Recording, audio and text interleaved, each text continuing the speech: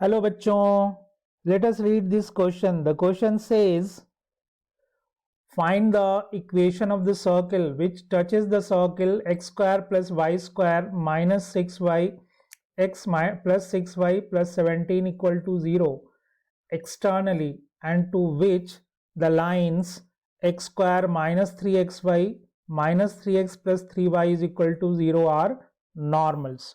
Right? तो आइए हम लोग इस क्वेश्चन को देखते हैं. सबसे पहले हम लोग क्या देखेंगे, what will be the key concept in this question. So the key concept is touching to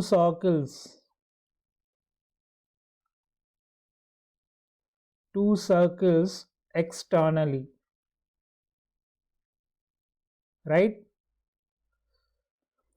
तो सबसे पहले एक सर्किल है, उसकी इक्वेशन गिवन है. क्या है इक्वेशन?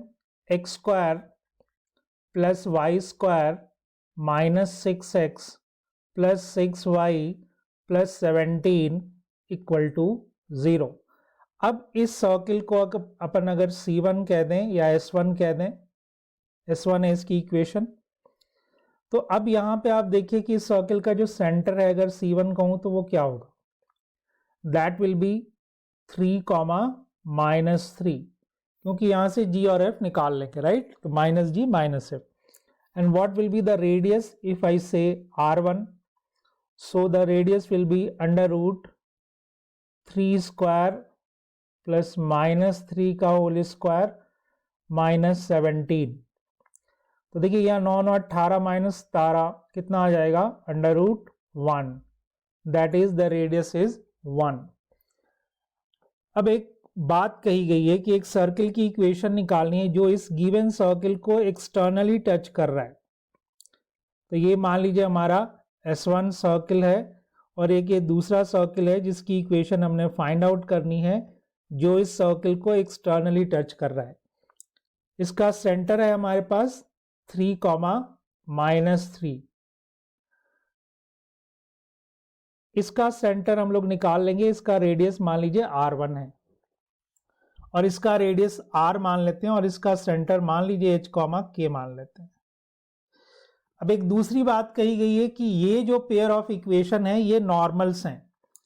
तो मान लीजिए इस पॉइंट पे एक नॉर्मल हो गया जी ऐसे, और किसी और पॉइंट्स पे एक नॉर्मल हो गया ऐसे. तो हमें पता है कि नॉर्मल जो है वो हमेशा सेंटर से पास करेगा. तो इन दोनों नॉर्मल का जो पॉइंट ऑफ इंटरसेक्शन होगा that will give the coordinate of the centre. So we can find the equation of the circle S2 और इसका सेंटर को हम C2 कह देते हैं. राइट? तो आइए जो पेयर ऑफ इक्वेशंस यानी पेयर ऑफ नॉर्मल्स की जो इक्वेशन दिया है इसको स्प्लिट करते हैं. तो हमारे पास इक्वेशन है x square minus 3xy minus 3x plus 9y is equal to 0. अब इसको अपन फैक्टराइज कर लेंगे. तो x कॉमन ले लीजिए तो मिलेगा x माइनस 3y. यहां से अपन -3 कॉमन ले लेंगे तो -3 यहां भी आ जाएगा x minus 3y that is equal to 0. Right? तो यहां से फैक्टर बन जाएगा. देखिए x minus 3y into x minus 3 that is equal to 0. यानी जो पहला नॉर्मल का इक्वेशन है वो क्या है? x minus 3y equal to 0 और दूसरा है x minus 3 is equal to 0. तो ये n1 n2 कह दीजिए अगर, तो इन दोनों का जो पॉइंट ऑफ इंटरसेक्शन होगा that will give the coordinate of the centre. तो देखिए यहां से हमें x इज इक्वल टू 3 रख दीजिए इसमें, तो ये हो जाएगा 3 minus 3y that is equal to 0. और यहां से क्लियरली y की वैल्यू कितनी आ जाएगी? 1. तो y की वैल्यू 1 और x की वैल्यू कितनी guys? 3. So the centre C2 जो हमने H, K माना है that will B basically 3, 1. Right? तो जिस सर्किल की इक्वेशन हमने फाइंड आउट करनी है उसका सेंटर हमें मिल गया जी. अब रेडियस की बात है. तो अब चूंकि टच कर रहा है एक्सटर्नली तो क्या होगा, सेंटर के बीच का जो डिस्टेंस है वो दोनों के रेडियस के सम के इक्वल होगा. Therefore we can write r1 plus r that will be equal to c1 c2, right. r1 1 है, इसको r हमने माना है, और इसका सेंटर के बीच का डिस्टेंस कितना हो जाएगा, तो एक का सेंटर देखिए 3,1 है, दूसरे का सेंटर कितना है गाइज 3,-3. तो डिस्टेंस फॉर्मूला लगा दीजिए. तो 3 minus 3 whole square plus 1 minus of -3 that is +3. तो बेसिकली यहां से आ जाएगा 1 + 4. देखिए ये तो 0 हो जाएगा एंड इट विल बी 4. सो ये 4 आ गया जी यहाँ से. तो r की वैल्यू कितनी आ गई guys 3.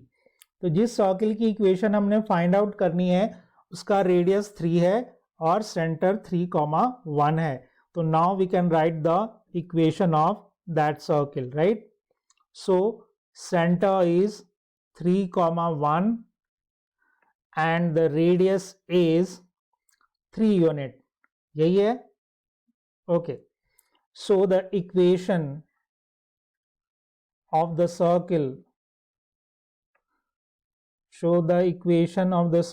is x minus 3 whole square plus y minus 1 whole square is equal to 3 का स्क्वायर.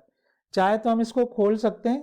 तो x square minus 6x plus 9 plus y square minus 2y plus 1, और ये 9 हो जाएगा, इधर आके -9 हो जाएगा.